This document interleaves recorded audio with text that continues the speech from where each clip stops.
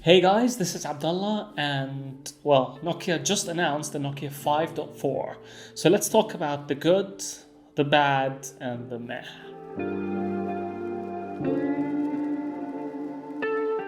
Before we do that, I would really appreciate if you guys can subscribe to my channel. Thank you. So let's start with the display.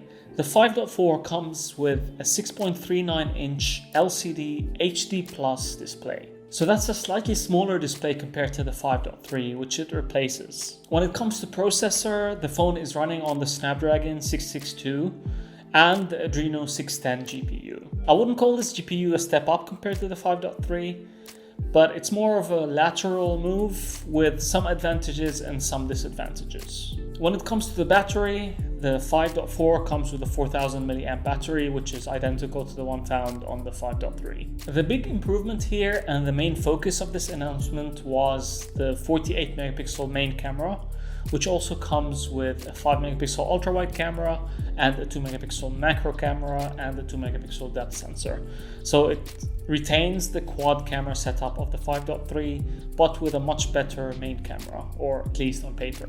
The front camera, on the other hand, has been upgraded from an 8 megapixel shooter on the 5.3 to a 16 megapixel shooter on the 5.4. When it comes to RAM and storage, the phone comes with a base 4 gigs and 64 gigabytes of internal storage, and you can top it up with a 6 gigabyte 128 gigs of internal storage if you want. As for starting price, it was announced at 189 euros as a starting price, and announced also for the Middle East, specifically the UAE and the KSA, for around 180 US dollars, which I think is quite a good price for this sort of device. The phone comes in two colors. There is Polar Night, which was first seen on the 8.3, and then there is this new dawn color, which is purplish, and it's quite similar to the one found on the 3.4. Anyways, I'm not going to cover every little spec here and there. You can check the full list of specs on nokiamob.net, and I'm going to post their link in the description down below. So let's get the bad out of the way from this announcement. I focus on two specific things here. One of them is that the Wi-Fi speed is only limited to 2.4 gigahertz compared to 5 gigahertz found on its predecessor, and this is a really strange decision over here, but I guess it's a cost-cutting measure. The other negative is that this phone is going to be shipped with Android 10 out of the box, and well, it's going to get updates, but Android 10 at this time of the year, ideally it should come out with Android 11 really. And the last negative thing is that I guess the 2 megapixel camera is, the macro camera is here to stay. So there's that. Moving on to the good aspects of the phone, I really like the design of this phone. I think the color choices they went with are really, really nice, and you can expect good build quality, which is a Nokia standard. The imaging on this phone has been quite emphasized, and I really like that this phone actually comes with some of the features found on the 8.3.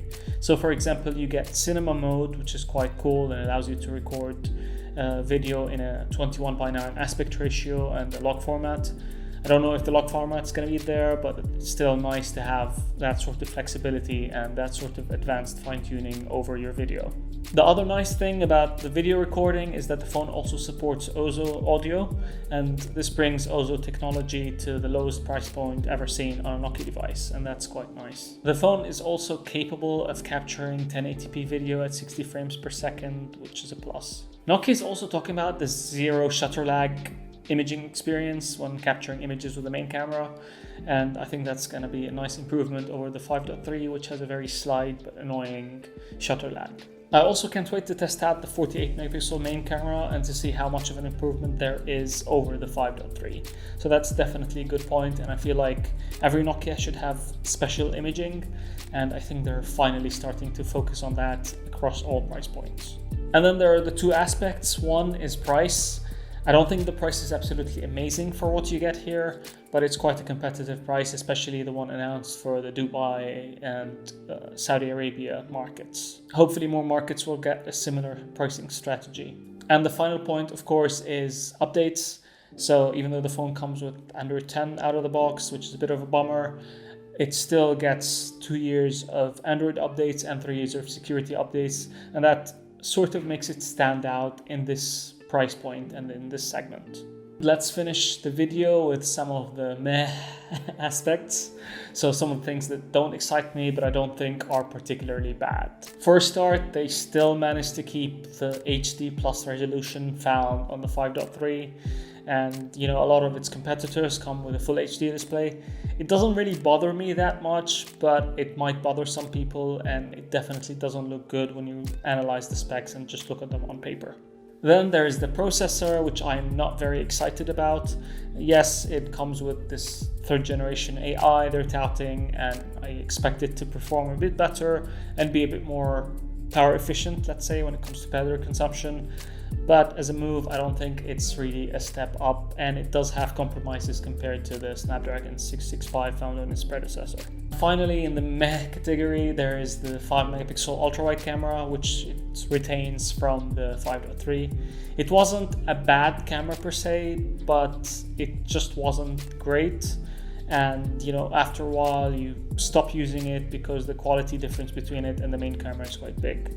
So I'm not super excited about its existence. And yeah, I understand some of you, me included, expected to see a stronger push by the end of the year, maybe the announcement of the 6 or 7 series, but I guess they've been postponed for 2021. So there's that. It's a bit of a bummer for us fans. You know, we're trying to be excited and trying to be optimistic about the brand, but I feel like things have been a bit slow near the end of 2020, and hopefully 2021 will be a better year for the brand. That's it from me. Thank you guys very much for watching, and please don't forget to share, like, and subscribe, and I'll see you in the next one.